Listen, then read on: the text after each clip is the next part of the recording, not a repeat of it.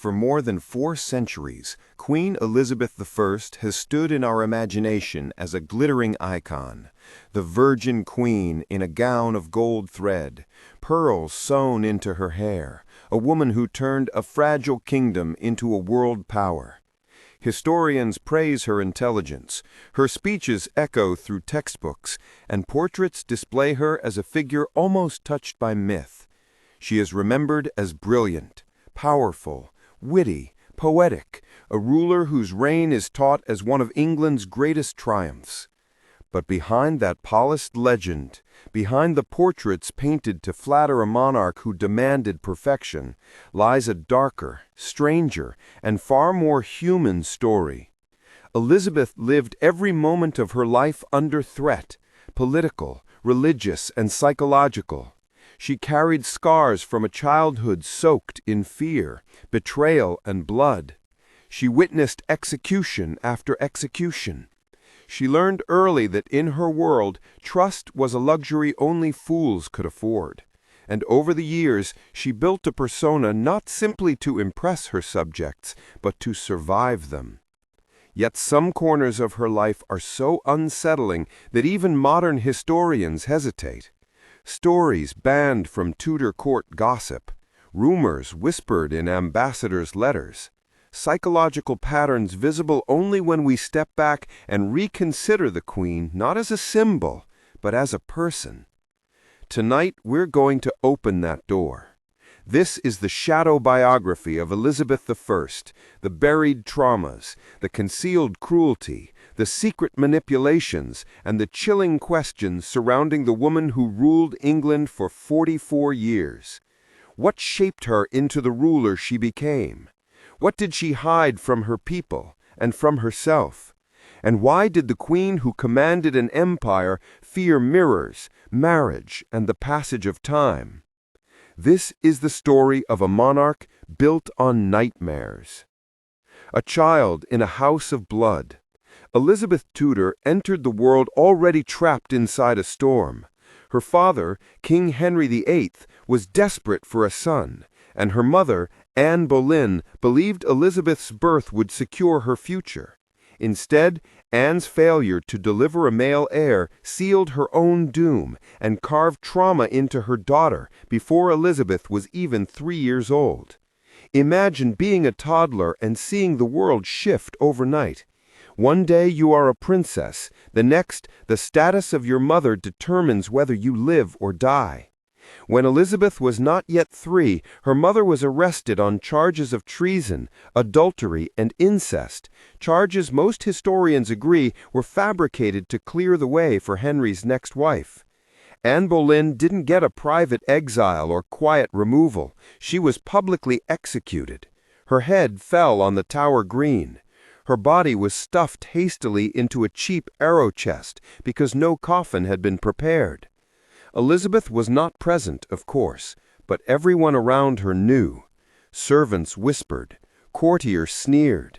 Those who once bowed to her now turned their backs. Children absorbed fear even without understanding words, and Elizabeth's world went silent and cold. From that moment, she learned a brutal lesson. Your life can vanish for reasons that have nothing to do with you. She was officially declared illegitimate. She lost her title, her household, her mother, and for a time even her father's attention. The king barely acknowledged her. At the age when most children cling to their mothers, Elizabeth was forced into a new household under strict supervision. She had no idea why everything had changed, only that she must not misstep, never trust, never forget that danger could come from inside her own family. This was the soil her personality grew from. The men who shaped her fear. Elizabeth's childhood after Anne's death reads like a case study in psychological tension. There was her father, Henry VIII, whose moods were so volatile that no one, not wives, children, or servants, could predict his next action. He executed people on whims, banished relatives, and shuttered monasteries. He changed religious policy not just for politics, because he wanted what he wanted when he wanted it. and the entire kingdom was forced to adapt. Elizabeth watched this as a child, a father who was both king and threat. She also observed the fates of the women who tried to love him. Catherine Howard, executed. Anne of Cleves, discarded. Jane Seymour, dead from childbirth. Catherine Parr, wise enough to survive, but never truly safe. Growing up with Henry was not simply living with a strict parent. It was living with a king who believed God gave him the right to kill anyone who disappointed him. And Elizabeth's greatest fear? Doing anything that resembled her mother. The court gossiped that she had Anne's eyes, Anne's sharp tongue, Anne's fire. Elizabeth learned to smile instead of bite, to flatter instead of challenge. She studied languages, history, philosophy, scripture, anything to become valuable, anything to become untouchable. But danger crept in from places she didn't expect. The scandal that almost ruined her. When Elizabeth was a teenager living in the household of Catherine Parr, a man named Thomas Seymour became fixated on her. And this is where Elizabeth's life veers into disturbing territory. Thomas Seymour was charming, handsome, and ambitious. He was also a grown man obsessed with a girl around 14. Eyewitness accounts describe him going into her bedroom early in the morning, cutting her nightgown, tickling her, lifting her from the bed, and behaving in ways that today would be seen as predatory and criminal. Catherine Parr tried to stop it, even joining in at times to make the encounters seem harmless, but eventually she realized the danger and sent Elizabeth away for protection.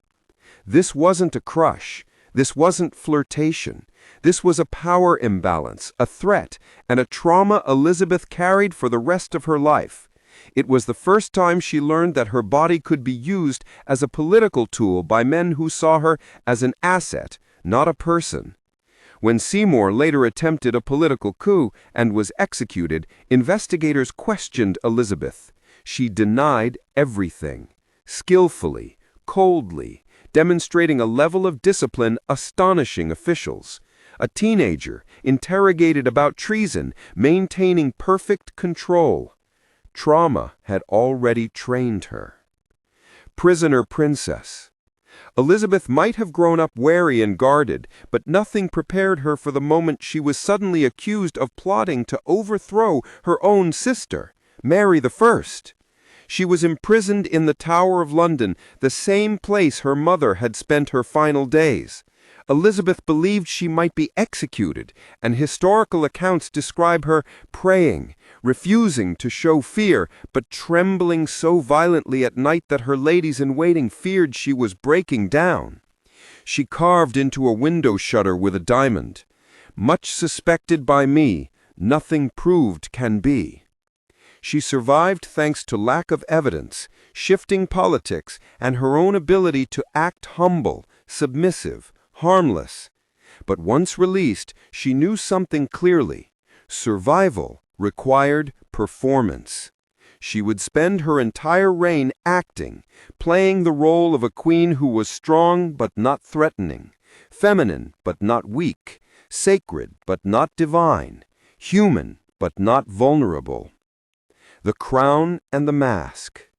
When Mary died, Elizabeth ascended the throne, and from the first day she was a woman surrounded by men who doubted she could rule. But Elizabeth had something none of them expected. She understood people better than they understood themselves. What her childhood trauma didn't destroy, it weaponized. She learned how to read expressions, how to keep secrets, how to say just enough but never too much. She turned uncertainty into power, keeping her court in a state of controlled tension. No one ever fully knew her plans, and she liked it that way. Ambassadors complained constantly that the Queen spoke in circles, gave answers that were not answers, and revealed her intentions only when it suited her. This wasn't indecisiveness. This was strategy carved from fear. If no one knew her true thoughts, then no one could use them against her. the Virgin Queen or the woman who feared love. Elizabeth's refusal to marry has been romanticized as devotion to her country, but emotionally it makes far more sense as the result of lifelong trauma. What had marriage brought the women she knew? Her mother, execution. Catherine Howard, execution. Catherine Parr, nearly executed. Jane Grey, executed. Mary, Queen of Scots, in Elizabeth's era, executed. Everyone she saw who gained power through marriage lost their life because of it. To Elizabeth, marriage was death. She flirted with suitors, used courtship as political leverage, but always backed away. Ambassadors described her as passionate one day, icy the next. She would promise one thing and reverse it hours later. But was she lying? Or was she panicking?